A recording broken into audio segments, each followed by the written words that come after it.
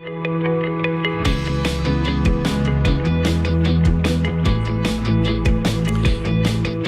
and welcome to Pastor's Perspective. I'm your host, Brian Perez. It is the day before Thanksgiving, and all through the house, it smells really good, I can imagine. We've got Brian and Cheryl Broderson here from echoesofmercy.com. They will be answering the questions you have about the Bible, the Christian faith, just about anything that's on your mind. We will not be live tomorrow or Friday, so this is your last chance this week, really this month, to get your question answered. So call in. Here's the number, 888-564-6173. Brian and Cheryl, what's up? I know. Surprise, surprise, surprise. It's Brian and Cheryl. On Wednesday. Yes, on a Wednesday. It's a Wednesday that feels like a Friday. Yeah, who usually co-hosts on Wednesday? Wednesday is kind of Talbot Day for the most part. Once in a while they I could pretend I went to Talbot. Talbot. Well, you might have gone to Talbot earlier. Yeah. I've been on Talbot. I just haven't been to Talbot. If you go down to MacArthur and just turn left, you'll go to Talbot. Yes. That's how I get to Costco. Yes. Right. Yes. So that's what we normally do on Wednesday. Mm-hmm. But like I was telling you on the way up here, it's like I keep forgetting, like, what day is it? I keep thinking it's Tuesday. You know why you keep forgetting? Because you're not doing any of the cooking. Is that right? That's it. Uh-huh. So I was working on a broccoli casserole. No, I'm not doing the cooking. I'm doing the store. Yeah, he is. Runs. He had to do some store runs. Yeah, some shopping. So one of our Talbot guests is usually Ed Stetzer, and Ed gives the phone number a lot. He loves giving out the phone number. Yes, so maybe you can do that today, Cheryl. Well, you want me to say 888-564-6173? Please call us. Yes, perfect. Yeah. That was my radio voice. 888-564-6173. Do not try this if you have a headache. Blindness at night. You know how they do all those really quick things. Oh, yes. The legalese that they throw in at the end. Isn't that crazy? They have to get people who can talk really fast and read. Or they just speed it up on digitally. Well, that might be how they do it. No, because if they were speeding it up digitally, then they'd all sound like Alvin and the Chipmunks. They have to do it in such a way that it's still somewhat understandable, because otherwise it would go off. You remember cassette tapes, right? Of course, yes. So at the Bible College. I still have some, I'm sure. Yes. At the Bible College, they had to listen to my dad's 2000 series, Genesis through Revelation, on these cassette tapes. And it would be so funny because you could tell these kids were listening to the speeded up version. And my dad sounded so high-pitched. Yes. It's like, wow. Because, he talked slowly and very deliberately when he talked. And so when you hear it when I would hear it speeded up, it was like hilarious. Mm-hmm. And I said, Dad, I keep hearing you, speed it up. He goes, I heard that too. Yes. Fun. All right, so give us a call at 888-564-6173. You can also send in your questions online, which is what Stephanie did on the kwave.com Pastor's Perspective page. You can also scan the QR code if you're watching on Facebook, YouTube, or Instagram, and that'll take you right to the page. Here is what Stephanie writes, and I think Stephanie is in Mexico, because I didn't recognize the zip code, so I typed it in, and it might be in Mexico. I don't know. But anyway, Stephanie writes, we have the authority to cast evil spirits off of another person, right? But if the person isn't willing, because of their free will, can we still cast them off? We believe in casting out. I haven't really heard of casting off, but maybe that's just like Could be what they mean. A preposition mix-up. Yeah. But I would say no. No, I think there has to be a willingness to want to be free. Mm-hmm. What do you say, Brian? I just realized you're wearing your LA Dodgers hat. Yeah. I mean, you think of the different people, the samples, that we have in Scripture of Jesus delivering people. I think of the man in Gadara, right. The severely demon-possessed man who breaks the chains and cuts himself. Right. And, it doesn't seem like there was any, volitional act on his part. Jesus just sort of bypasses the man and says to the demons, what's your name? And then he deals strictly with the demons. And then he says the demons, come out of him. So, I don't know. Yeah. Well, going to that story, the fact that the man was seated and in his right mind at Jesus' feet Yes. almost says to me that Jesus knew, and this is Jesus too, knew he wanted to be free. Mm-hmm. And he addressed the demons rather than the man inside the man who was held captive. He didn't say, would you like to be free? Yeah. Cheryl, once in a while, I don't know. I'm so happy to hear that. It's happened a lot lately, actually. Yeah. Well, if you want to say it in Spanish, you say, yo no sé. Yo no sé. Yo no sé. Okay. So, going by what you guys just said, does that mean demons don't have free will? Because... Not to Jesus. Yeah. I think that they probably inhabit who they want. But they obviously we're not told enough about demons, are we? Yeah, right. But Thank God. they obviously had enough free will to revolt. Yes. Mm-hmm. Yes. So, but even with free will, it doesn't mean you can resist God without Him. Mm-hmm. You know what I mean? We all have free will, but one day God's going to say, "Yeah, okay, here you go. You're going over there," and you can't do anything about it. But it is so powerful to realize that Jesus had absolute authority when he walked on earth over all demonic powers. Mm-hmm. Like we talked about, or I think it was Char was talking about when Jesus stood, no, it was you, on Sunday night, Jesus stood on the bow of the boat and commanded the waves and the storm, the winds to stop. Yeah. And they did. And how he had, he could say to those legions, they're begging for mercy, Yeah. So, please don't, throw us into the abyss before our time. So Jesus had that authority and they recognized it, Yep. And as James said, even the demons believe and tremble. Yeah. So there's Jesus has the authority. Mm-hmm. So I know that, she said, we have the power, right? And I think that's like, yes, but it's actually the Lord's power, obviously working in and through us to deliver somebody. And I think that you don't want to go around trying to deliver people. You really want to make sure that this is something, I know whenever when I saw like my dad do exorcisms, and I bet people are shocked to find out Chuck Smith did that. But when that would happen, it was because the person came to him and said, please help me. Yeah. And so I do remember something like that, that they had come to the church for help, or they'd gone to one of the, what I call hippie houses, needing and wanting help. Mm-hmm. So. Right. And what's interesting is the people who come, it's not a mental problem. They knew it was demonic. Yeah.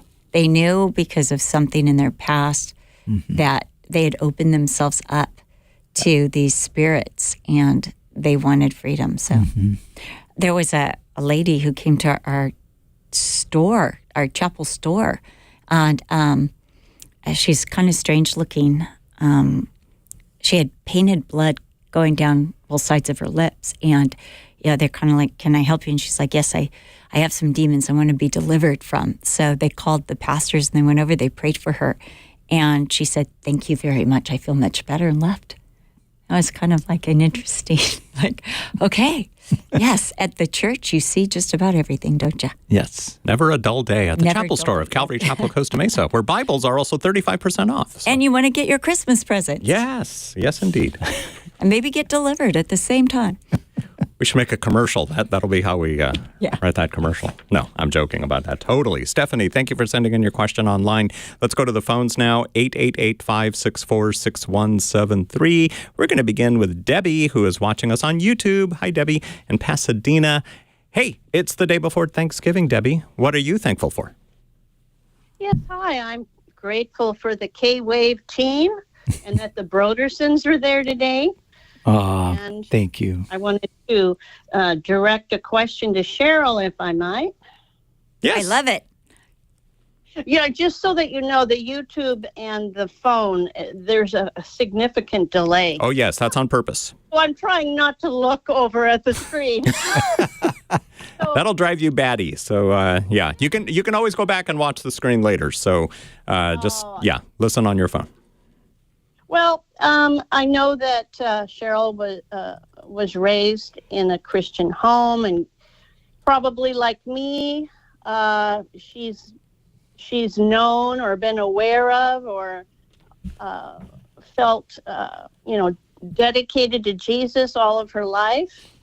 The thing is, whenever I try to share with someone, I'm not spirit-filled. I don't have the power. And I just wondered, is that just a special spiritual gift that God gives to some Christians? I think sometimes, but I don't feel like I have necessarily the gift of evangelism. And yet I found myself sharing Jesus before. I had a friend named Mary Peoples, who's just one of my favorite people in the whole wide world. Is it because her name was Mary Peoples? Maybe so. Oh, okay. But she's brilliant. She was a lawyer, and she's just got this brilliant mind and a great teacher. And so we asked her at one of our conferences or women's conferences, will you just do like a workshop on how to evangelize? Because I knew that was one of her favorite things to do.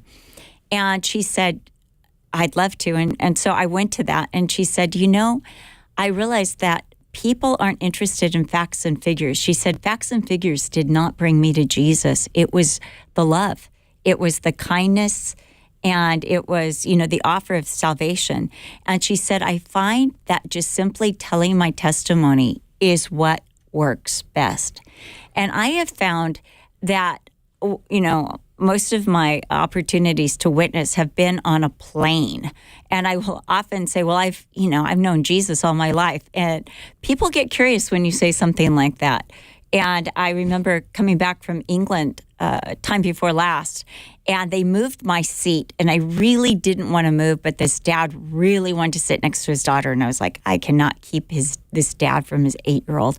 So I traded seats, and he had tried to get the guy who I ended up sitting next to trade seats, and he didn't want to, and I had to sit in bulkhead, which I don't like. But anyway, I just started talking to him.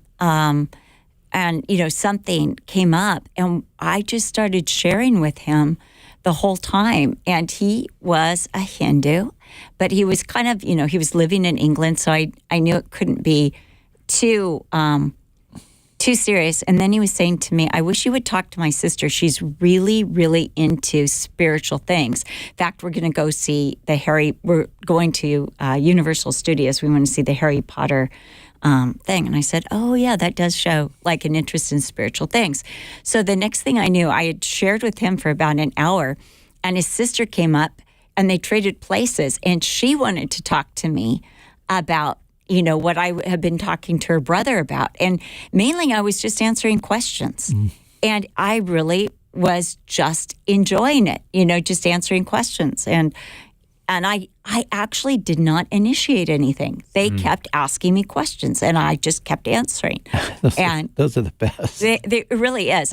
But those are the times that you just know the Lord's in it. And it was like, I didn't have to search for the answer. It was right there. I just knew exactly what to say. So I knew that the Spirit, Jesus said, you don't have to like prepare beforehand, what you're going to say, because in that moment, the Spirit will give you the words that you need. And that's what I found, that the Spirit was just kind of supplying with me. And you know what people want most is they want to feel heard and loved. Mm-hmm. And if we do that, I think that's one of the best open doors. In fact, again, most of my opportunities for sharing Jesus have been on airplanes. And I remember another time on an airplane, I sat next to this lady, and she said, what were you doing in Virginia? And I said, I did a women's retreat. She said, what kind of women's retreat? And I said, I teach the Bible. She said, I've always been very curious about the Bible. Can I ask you some questions? And I said, yes. But I said, first, I want to know what you were doing. So she kind of started pouring out her story to me, and where her life's going, and that she's kind of at this dead end. And she was a really, really brilliant woman. And so she was also she trained teachers, so I was asking her all sorts of questions. So she said, okay, I've answered enough of your questions. Now it's time for you to answer mine. And I began to answer one question after another. And she just wanted to know all about Jesus. She wanted to know about the hope. And she wanted to know if she got a Bible, what kind of Bible she should get, and where she should read. And I remember sharing the Lord when Brian fell asleep on an airplane. and sitting next to this girl who was an actress. And believe me, we were not in first class. We were on one of those planes where everybody's equal on the way to Cyprus to do a missions conference. And I sit next to her, and she's telling me she's an actress. And I said, oh, that's interesting. I said, in a movie just recently, Kelsey Grammer played my father in a movie called The Jesus Revolution. She goes, what? Who was your father? So I used that as my inroad to start sharing about Jesus and what the movie was about. And then she said, I've been thinking I need to read the Bible. What Bible would you recommend? And I said, well, because she's not a believer, she's just starting out. I said, I would try the New Living Translation. She's like, oh, show me that on Amazon. So she had to open up her Amazon app, and I had to type it in for her. And she's like, I'm ordering this. And she ended up just peppering me with questions, and I just answered. And I wanted to sleep so desperately, but she wouldn't let me. Brian slept for you. He did. Yes. He slept for both of us. But she had so many questions, and they were good questions, and I had the opportunity to Actually, answer. I wasn't asleep. I was praying for you the whole time. Yeah, right. But occasionally snoring. wanted to keep my eyes closed so I could really pray. Go into deep intercession. Now, one of the things about evangelism, though, is people are afraid that someone might ask us those questions that we don't have the answers to. So in your, the Lord gives you the answers in the thing. Or you could say, I don't know, but I know there's an answer, but I don't know the answer. But I know that God knows the answer. And I know that there was a time when I didn't have an answer, and the Lord spoke to me. Mainly what I do is I talk about my own experience with Jesus. Like, I sit next to one guy, and I remember just saying, well, as a Christian, I think this way. I sat next to this one guy. This is a different one. I sat down next to him, and he goes, I said something, and he said, I'm gay. And in my community, you hate us. And I'm like, well, I believe every person was made in the image of God, so I don't hate anybody. And I said, and I believe that God is not willing or doesn't want anyone to die and go to hell, but he wants everyone to go to heaven and share it with him. And I said, in my experience, I have found that Jesus is my community, and I just shared with him just the love of God. And I said, I don't have any expectations for how you live when you don't know Jesus, and I only have expectations because I know Jesus. And because I know God, I talk to him and I want to please him. But if you don't know God, I can totally understand that. So we ended up having this incredible conversation. And he was going to New York for a funeral. I was going to New York to visit my daughter. So he kind of said to me, do you mind not talking to me anymore? And I'm like, no, that's fine. I'll stop. I'm really good at stopping too. And so I just didn't talk to him for the rest of the flight. And he said a couple things like, could you, when the guy comes by, could you make sure I get some water? And I said, sure. And I didn't talk demanding, anymore. Yeah, I didn't answer anymore. I didn't, but we got to the airport, and I went to use the restroom. When I came out, I saw him and I said, oh, I hope you have a wonderful time in New York. And then I said, oh, I'm so sorry. You're going to a funeral. I said, I just hope that you have some really good memories, and that this time is gives you a chance to really say goodbye and to grieve, and yet rejoice that you had the opportunity to know your friend. And he's like, in my life, I have never met anyone like you. And I said, that's a good thing, right? And he goes, no, I mean it. I mean it sincerely. I really, really did enjoy our conversation. Thank you. And I'm like, oh, good. I'm glad we met. And, I left. Yeah. And so I think I did tell him I'd pray for him. But another time. Okay, no, that's 4 times. One more. I was in an exercise class. Question. But I was in an exercise class, and this woman, her husband, had Brian, could cancer. You take charge of your program here? Yeah. Brian, can I just do this one? I promise I'll stop after this. But I remember... You're being like the guy on the plane, Brian. Yeah, you Can are. you just not... Yeah. I am, can you stop talking to me? Yeah. But anyway, I was at an exercise class, and this woman came in really grieved and said her husband had just been diagnosed with lung cancer. And I just kind of, listened to her. And when class was almost over, I went up to her and I said, look, I love to pray. can you give me your husband's name and I can pray for him and just add him to my prayer time? And she said, I would love that and appreciate that so much. And I said, and I'll be praying for you too, for strength. So after that, she started coming in every day and giving me things to pray for, specifics. Like we went to the doctor, this is what the doctor said, this is what we need. So I pray, and as the Lord would have it, he began to improve. And she came in one day and she said, he's in remission. And I really think it's because Cheryl prayed. And then everyone in the class was giving me prayer requests. So those are just different inroads. That's awesome. Debbie, what do you think? Well, I wanted to have another question, if it's okay. Sure. One of the things that falls flat when I'm talking to someone, and maybe I can direct this one to Brian. Yeah, Yeah, 'cause I'm he feeling doesn't wanna really listen to neglected me anymore. over here. Yeah, Brian feels left out, so maybe, Yes. yes.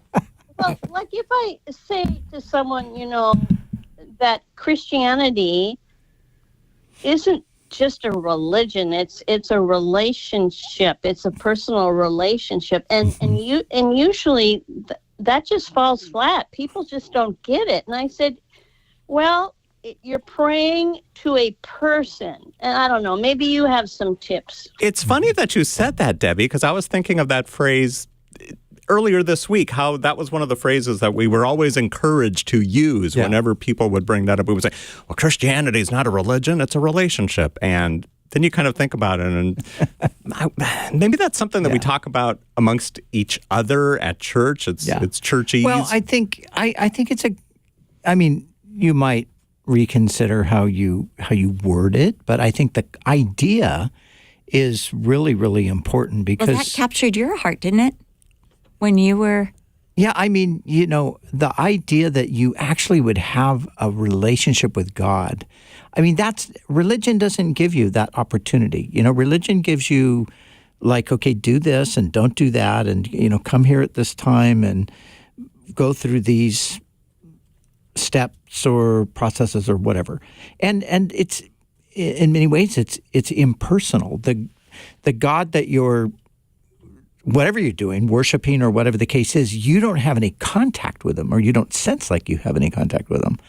And yeah, for me, just the idea that, wait, God is a person that I'm going to have a relationship with, like you have a relationship with a person. I think that is revolutionary.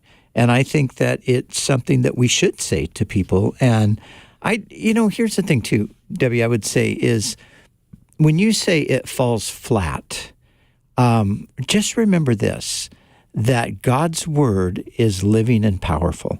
Remember that God's word doesn't return to him void. And remember that it's the Spirit of God that takes the word of God and quickens the hearts of people. So maybe at the moment you feel like this has just fallen flat. And believe me, I've had those kinds of experiences myself. But you never know what's happening. That's the thing, because we are, like Jesus, he said a sower went out and he sowed seed. A farmer went out and scattered seed. That's what he's saying. That's what we're doing. We're scattering seed.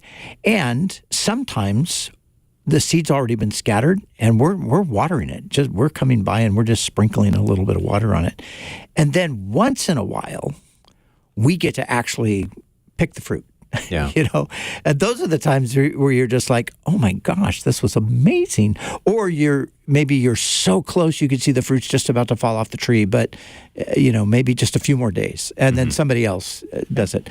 So I think if we think of it in a process rather than an instantaneous, like, I remember years ago when I was first beginning to pastor. There was this deacon guy in the church, and he had Cheryl knows exactly. She knows what where I'm you're talking going. about, yeah. And he had all these ideas about how the church should run, and what I should do, and so I would preach and give whatever the message was, teaching on Sunday morning, and then afterward he would often come to me. He goes, Brother Brian, you just didn't close the deal. You didn't close the deal. And you didn't seal the deal, right? And I just look at him like, would you just go away?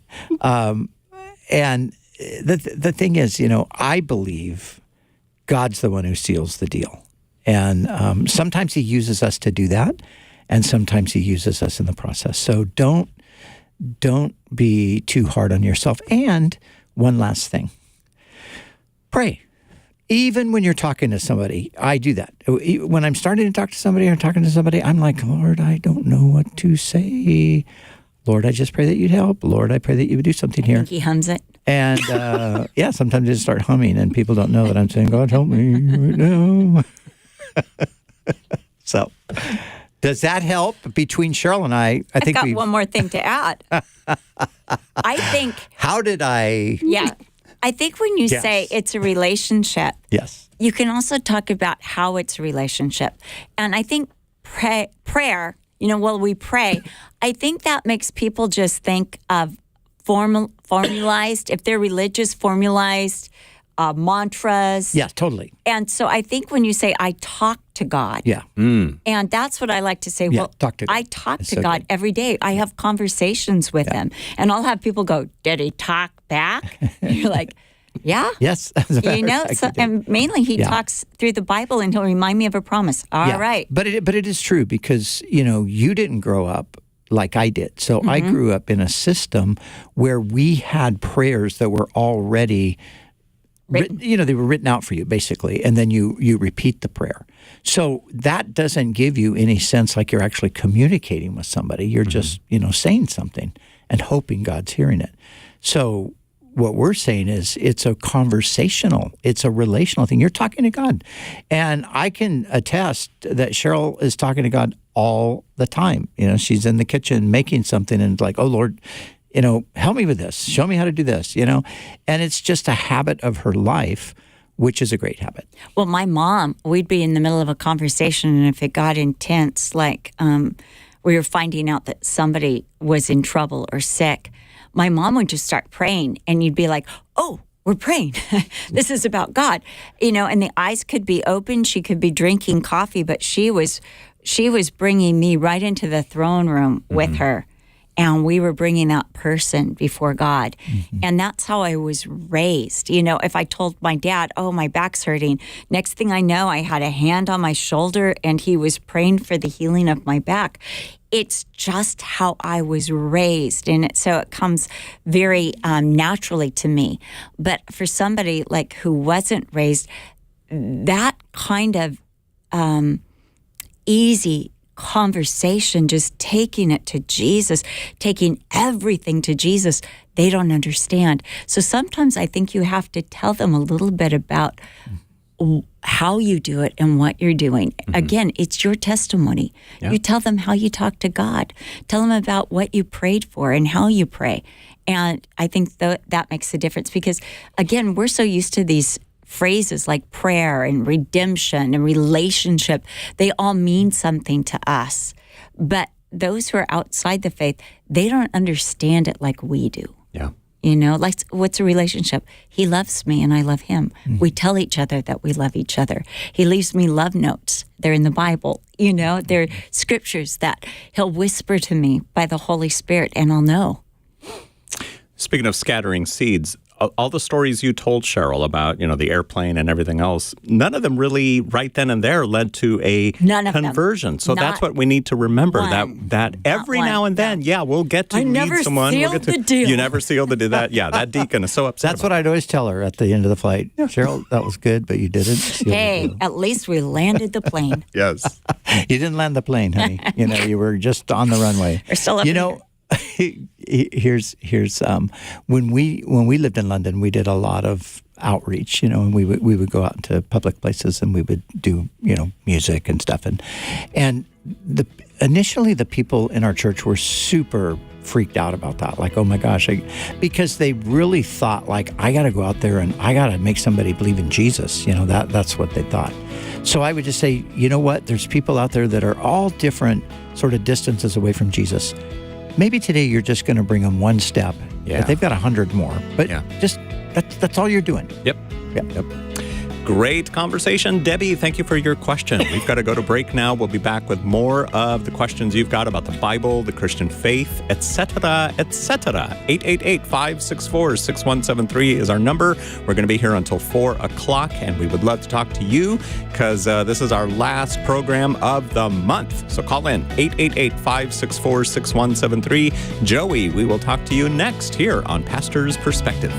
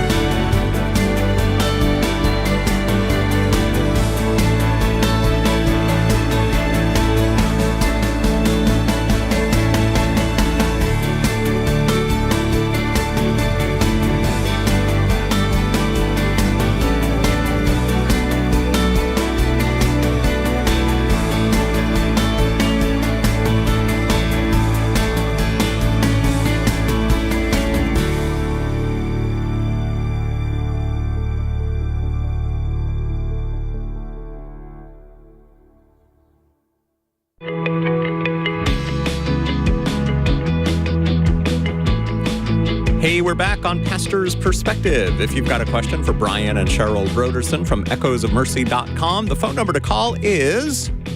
Cheryl, what's the number? The number is 888-564-6173. Thank you. Or you could say 888-564. 888-564-6173. Yeah, that's kind of how Ed says it. Yes. You know, that just Ed reminds puts on his radio voice. We, Yes. our grandson, our oldest grandson, when he was like 5, he goes, "Hello." It was at Thanksgiving. "Hello, my name is Mr. Smith." His name was actually, last name was Smith. He goes, "And I'm from England." And then he started doing a voice like that, 888-564-6173. And he didn't drop it like for hours. And so we just, we're talking to Mr. Smith. Yeah. It was fun. He was hoping that we'd ask him to come on the radio. Yes. Yeah. Yes, Yes. I We're think hiring, so. so, Yes. bring them on. Okay, 888-564-6173. By the way, this Sunday, what's going on, Brian? This Sunday, we finished the book of Acts last Sunday night, which was great. We were in it for about 8 months. And so the first Sunday of the month, we're setting aside for kind of a worship night and prayer. And I thought this Sunday was the first Sunday of the month, but it's not. It's the last Sunday of the month, but we're going to do the worship night and prayer anyway. And then we're going to come back on the 7th and the 14th and do more kind of Christmassy stuff. So, yeah, so that's, we're trying to set aside that, once a month where we can just together pray, worship, seek the Lord. And so that's what we'll be doing this Sunday night, 6:30 at Calvary Chapel, Costa Mesa in the Fellowship Hall. Nice. Come on out. Get more details at backtobasicsradio.com/live. Here is Joey, who is calling in from Orange, listening on the K-Wave app. Thank you, Joey, for downloading the app, and thank you for calling in today. What are you thankful for, by the way, because it's almost Thanksgiving? For my family, my kids. Yes. That's a good one. Yeah.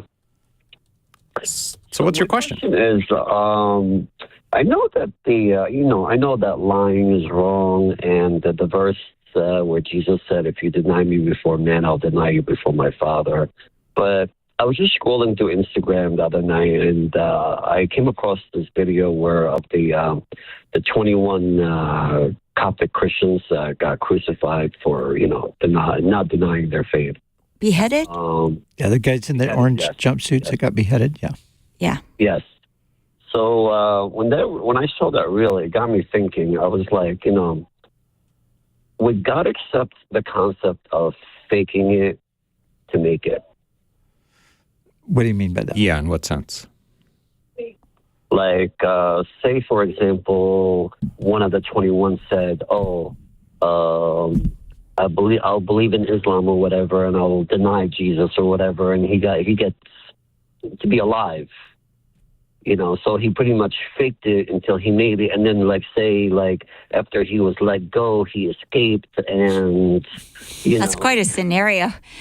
You know what? No, but it got me wondering. That's a fake until you make it kind of. But what I think though instead is that you receive a dying grace. I think that that Peter talks about how the spirit of grace and God, the spirit of glory and God rest upon those who are persecuted. Mm-hmm. Mm-hmm. And so there is just something that I think gives you the strength to go through. I went through some persecution when I was in high school for Jesus. And it would have been really easy to just kind of say, well, that's my dad's thing. And I could have gotten out of it. But all of a sudden, I felt this empowerment and, call it grace or whatever. And I just stood firm and said no. And I started just sharing with this whole class about, why it had to do with the Theodore Rothke poem and why I didn't believe when you die that you actually die. And I just started sharing with everybody. And I remember the teacher telling me, Cheryl, you sound crazy. And, just these kids just got all over at me. They were yelling at me. They were mad at me. And I remember just walking out of that class going, okay, but I remember at the time just feeling empowered at the class. But the minute I got out the door, I was just like, wow, do I come back to school tomorrow or not? And two girls came up to me and they said, thank you for doing that. Thank you for standing for Jesus. We weren't strong enough, but now we think we are because we watched you do it. And we believe just like you. And one of the girls asked if she could go to church with me and became a really close friend. Then this is what's really great about that story. Years later, that teacher that had been so terrible to me, he got cancer, and he was still teaching at the high school I went to. And a friend of mine had taken a job also as an English teacher there, and she met him, and something came up that she was a Christian and that she went to Calvary Chapel, and he said, do you know Cheryl Smith? And she said, I not only know her, I stayed with her when I was in England. I visited her. I know her really well. And he said, will you tell her that because of her, I'm born again and I'm not afraid to die because I know I'm going to go to heaven. And she needs to know that because of her, I'm born again. Mm-hmm. And the whole conversation that day in that class had been on heaven. Mm-hmm. And you just think, the Lord knows. So I don't think any of those men even considered faking it. I think that they were empowered by the Holy Spirit to actually die for Jesus. But here's my question. Are you asking Joey, if somebody did that, would they be forgiven? If somebody was to do that. Would they be forgiving? Is that what you're asking? Yes. Would God be would he forgive that? Yeah. Yes, of course. God would forgive any sin, So, remember Peter denied Jesus 3 times. And, under pressure, they said, Aren't you one of his disciples? No, not me. No, don't know the man. And then, he swore with an oath that he'd never met Jesus. So, and then, of course, Jesus gives him the 3 opportunities to confess him. But this is an interesting thing in church history.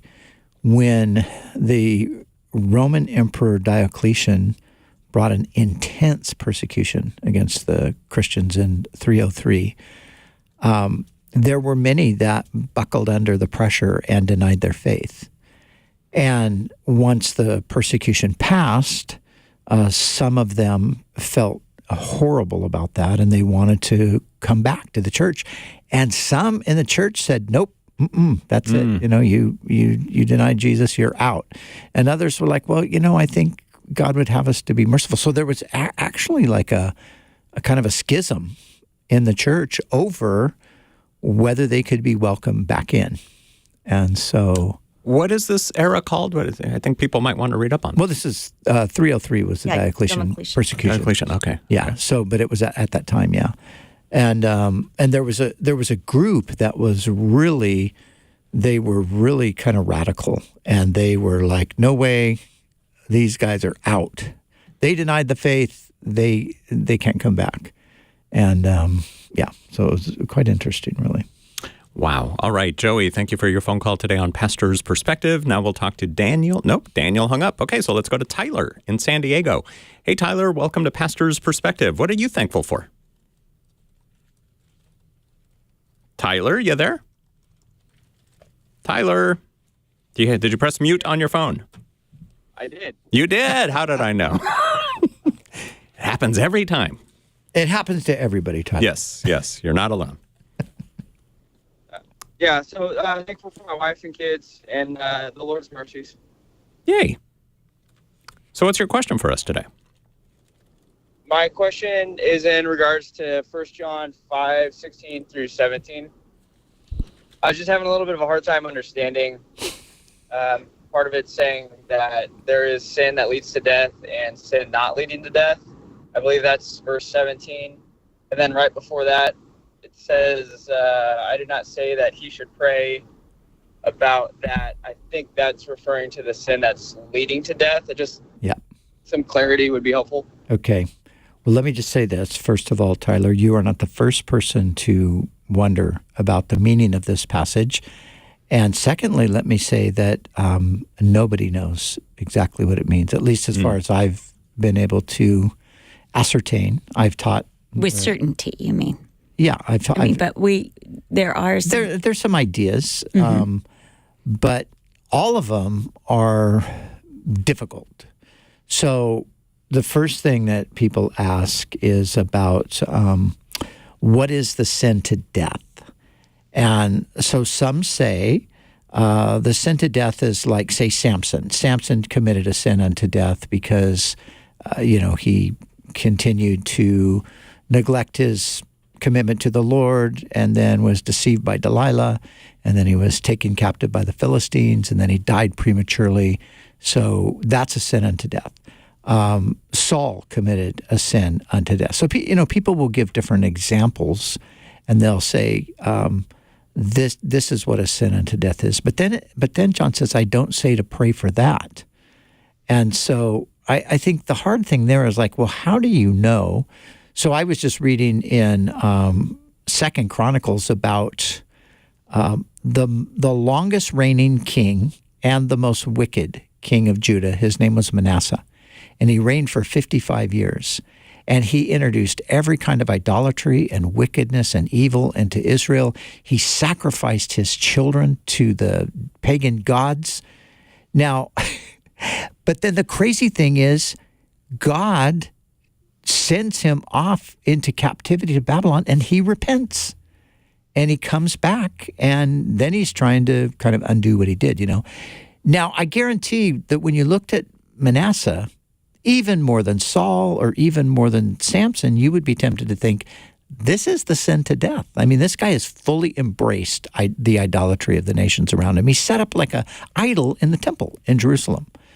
So my whole point is this. If it's that kind of death, like physical death, it's really hard to know when somebody is committing a sin unto death. I think the sin unto death, the closest thing that I think we're talking about here is what we also sometimes call the blasphemy of the Holy Spirit. It's the rejection of Jesus himself. All the way to death. And I think that's what John is talking about. But like I said, if you read 10 commentaries on 1 John, you'd get at least 7 different takes on this. So, What do you think, Tyler? Okay, yeah, I mean that's what I thought it was blasphemy. But then why would it say don't pray for those? yeah, that's a question. Why? Yeah, and I've thought before that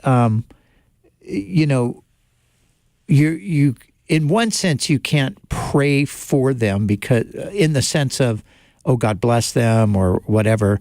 You almost have to pray a different kind of a prayer, like God open their eyes or something like that. So yeah, that's the hard part, and I honestly don't know exactly why it says that. You know, it's interesting because twice in Jeremiah, though, God said, quit praying for He these said, people. quit praying for people. They won't listen. Yeah. Because they had just gone too far. But it's God who knows the heart, right? Yeah, right. So, yeah, interesting passage that nobody's quite sure about. Yeah, I think we would be better off if we just did recognize and admit there are some passages we just don't fully understand. Right. Because we don't have all the information. I'm in Zechariah right now. Yeah. And, I think there are some passages that are wait and see. Yeah. And I think that, because everyone expected a warrior, the Messiah to be a warrior and didn't expect the first coming, that it would be in, humility and would be, result in death and then a resurrection. They missed him. Yeah. And so I think that could possibly happen with prophecy if we get too much in our minds what it should look like or what we imagine it to look like. You don't want to miss the real thing. Yes. So anyway, yes, it's sometimes just to leave it open and say, Lord, I don't understand this. Yeah. And I've actually taught this passage a few times, and I think differently every time. I think I have. I've sat through those studies. In fact, I wasn't quite sure which one you were going to choose: door number 1, door number 2, or door number 3. All right, Tyler, thanks for your phone call today on Pastor's Perspective. And now we'll go to Harold in San Bernardino. You there, Harold?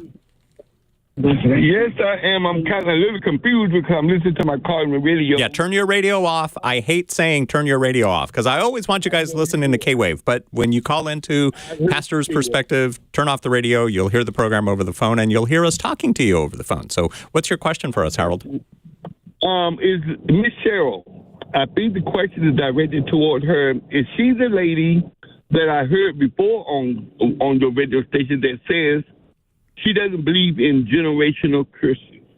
Is she the one? Yes, because in Proverbs it says that the curse will not fall on the innocent. Like a bird, like a flitting bird and something. So the curse will not fall on the innocent. So I don't believe in generational curses. However, and this is where I made a however. However, I believe in generational propensities, so to speak. Like, I'll tell you the truth. I had a great grandmother who was just a liar. I mean, she just lied. She's a liar, and I have family members that have that same propensity, and I asked my dad one time, I said, Dad, I think that you come from a family of liars on your dad's side. He goes, yes, I do. And it was interesting how it was something, my grandfather was the first person on that side to be saved for, maybe ever. And so but he struggled with resisting lying.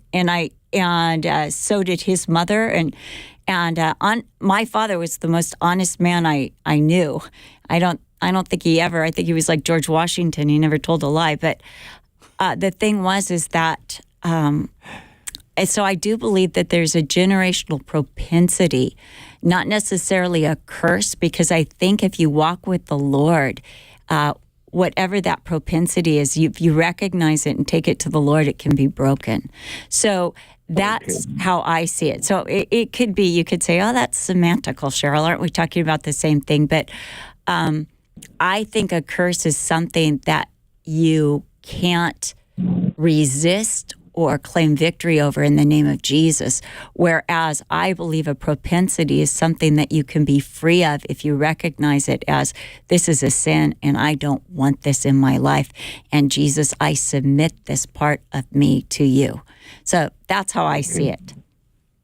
Okay, I see your point now. But, ma'am, if you have met the families I have met, with the whole family. Yeah. Family. Yeah. And it's a verse in the Bible that talks about, I think, God had saved the Jews from the Egyptians, and he made a promise that the older people will not see the promised land, but the children, the younger people, will. Something in Yes. Yes. Yes. Is that not a generational curse? Well, No. Caleb and Joshua got to go in, so it's not a full generational curse. Well, I'm going to let Brian take Yeah, I mean, and then it wasn't a curse that passed from the guilty party to the next party, the children. to the innocent. The guilty party were going to suffer the consequences of their sin, so they had to die in the wilderness. But their children, We're the ones who got they the said, blessing. we don't want to be in this wilderness because our kids are going to die out here. God said, no, actually, they're going to be the ones to go into the promised land. They're the ones that are going to be blessed. And there's several passages where the Lord says, a son will not be punished for the father's sins, nor will the father be punished for the son's sins, but everyone will bear their own sin. So the generational thing. Of course, you do have sin that passes. Like Cheryl was saying, you have sin that passes down from generation to generation, and that causes all kinds of problems. But it's not a curse in the sense that it's something that can't be dealt with. So Jesus breaks the curse, and then people are set free. You know, I want to say something right here, though.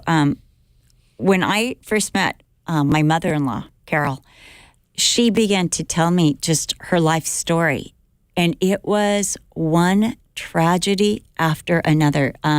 Losing her mom when she was only 18 years, 20 years old. 18? Oh, no, 20. 20 years old. And just even before that, and just, it was so tragic. I found myself crying as she's telling me all of this. But then she tells me she received Jesus. And that it stopped. Oh. It stopped. It began to turn. Yeah. And, one of those things, even, Brian, I was saying, Brian, all these things are in your past. He's like, yeah. And that was part of what happened. Like, when we got married, we used to always get in fights on Christmas because he would go in this grumpy mood. And it was because he told me he had miserable Christmases growing up because his uncles would always get drunk and get in a fight and the police would be called and everybody was fighting, all the family members. And I'm like, well, my Christmases were never like that, so get happy now, because I had such wonderful Christmases. My mom was at her best. My aunt would come over from Arizona. I mean, my Christmases were one of the happiest times of my life, the decorations, everything, and church life and that. But that's what I saw with Brian and with Brian's mom is Jesus broke the curse. The trajectory without God is always going to be dark and lead downhill. But when you put Jesus into the picture, he changes everything.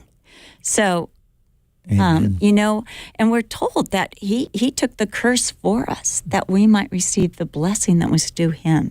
He became a curse. Yep. As cursed as everyone who hangs on a tree. Harold, thank you for your phone call today here on Pastor's Perspective. Wait, did I ask Harold what he's thankful for on this day before Thanksgiving? Oh, I'm going to tell you, I'm thankful for being here, being able to talk to you with my breath and blood running warm in my body. I love that, Harold. That's awesome. We're thankful. Can we just end the show now? We're thankful for that. So good. Yes, for sure. Let's talk to Xavier in Anaheim, listening on FM 107.9 K-Wave. Hello, Xavier. Thanks for calling us today. Hello. Hello. My name is Xavier, and my question is, what's the best Bible for a 9-year-old? Well, there's quite a few. I like the Living Bible, but they also have a Bible that's like comic books. Do you remember the name of that Bible?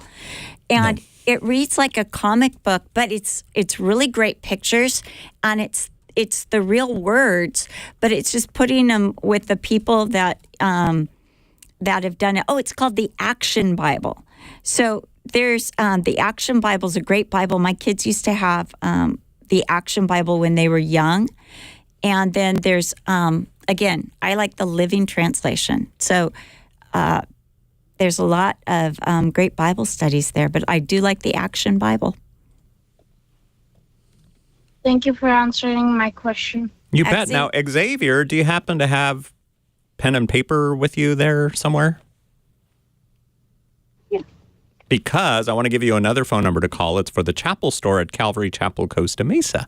And we were talking about them earlier. And you can call them because they know about all the books and all the Bibles that are out there. And you can ask them this question and they would tell you for sure. They might even have the Action Bible there right now at the chapel store. And you live in Anaheim, so you're not too far from us here in Costa Mesa, border of Santa Ana. So you ready for that number? Yes. Okay, here it is. 714-540-2941. All right? Thank you. Do you want to repeat it back to me to make sure I said it right? 714-540-941.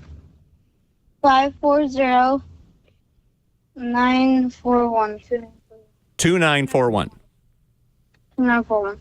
Yep, that's it. All right, Xavier. Thanks for calling us today.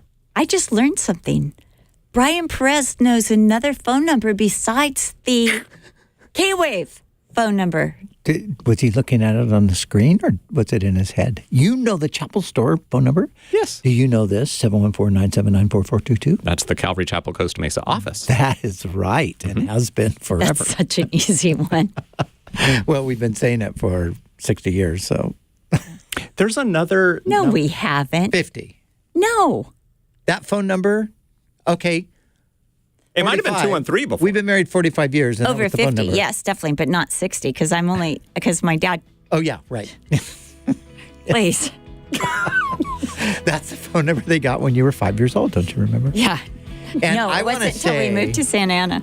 I am thankful for this woman right here. Yes. Because I made banana cream pie. Oh, is that why? Yes. Is that the only reason, Brian? Maybe because of the other stuff she made. All right, you guys, have a great Thanksgiving. We will talk to you again live on Monday. So if you think of any questions over the next few days, write them down so you don't forget them. And then call us. We will be here from 3 to 4 p.m. Pacific time. God bless you. Thank you so much for watching and listening. For Brian and Cheryl Broderson from echoesofmercy.com. Don't forget the Sunday night at Calvary Chapel, Costa Mesa, 6:30, Night of Worship. I'm Brian Perez. Happy Thanksgiving from us here at Pastor's Perspective.